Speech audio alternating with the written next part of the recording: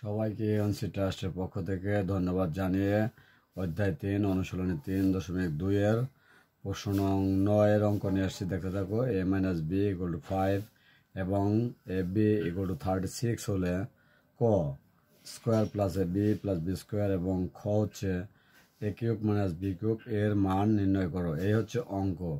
তাহলে দেখতে থাকো কিভাবে অঙ্ক কষেছি। প্রথমে ক নাম্বারের অঙ্ক সমাধান দেওয়া আছে।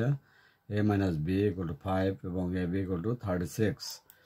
এরপরে দেখো প্রদত্ত অতএব দিয়ে প্রদত্ত রাশি নিয়ে square plus ab plus B square নেওয়া হলো কয়ের অংশ।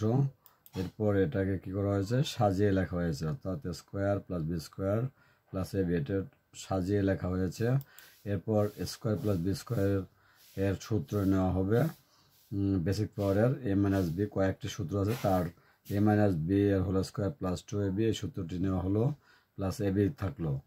এরপর কি করছে, এখানে যোগ করা হয়েছে a - b হোল স্কোয়ার থাকলো প্লাস 3ab এখানে যোগ করলে থাকে। এরপর কি করা হয়েছে, এখানে মান বসিয়ে দেওয়া হয়েছে।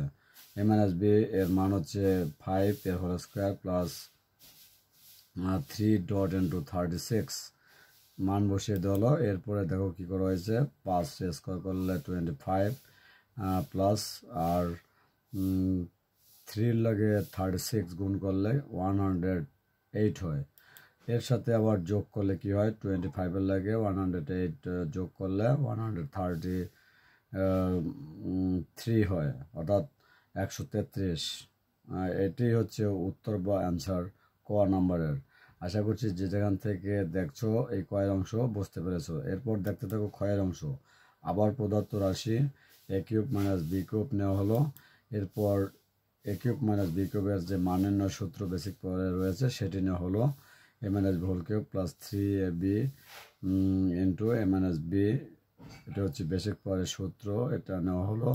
এরপর কি করা হয়েছে, এর যে মান ছিল সেই মানগুলো এখানে বসিয়ে দেওয়া হয়েছে। a - b এর মান হচ্ছে 5 এর হোল কিউব থাকলো প্লাস 3.36 ab এর মান ডট ইন্টু a - b এর মান হচ্ছে 5, এগুলো বসানো হলো।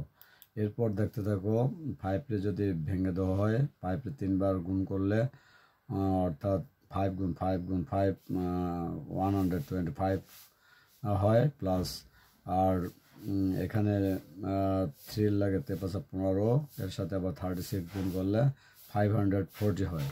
এর সাথে আবার যোগ করলে কি আসে দেখো, যোগ করলে আসে 665 অর্থাৎ 665। এটি হচ্ছে উত্তর।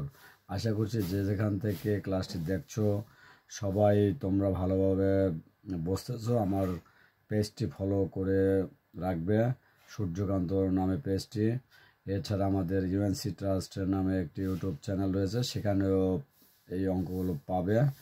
আশা করছি যে যেখান থেকে দেখছো তোমাদের কাছে আকর্ষণীয় হবে। বারবার এই অঙ্কগুলো প্র্যাকটিস করবে, তাহলে তোমাদের দুর্বলতা কেটে যাবে। আর একটি কথা মনে রাখবে, প্রত্যেক অনুসরণী থেকে A to Z শিখবে, তাহলে তোমরা যে কোনো প্রশ্নের উত্তর দিতে পারবে, সংক্ষিপ্ত প্রশ্ন উত্তর দিতে পারবে, বহু নির্বাচনী প্রশ্ন উত্তর দিতে পারবে এবং সৃজনশীল প্রশ্নের অভিজ্ঞতা বাড়বে, যার আলোকে তোমরা যে কোনো প্রশ্নের উত্তর পরীক্ষার খাতায় দিতে পারবে আশা করছি।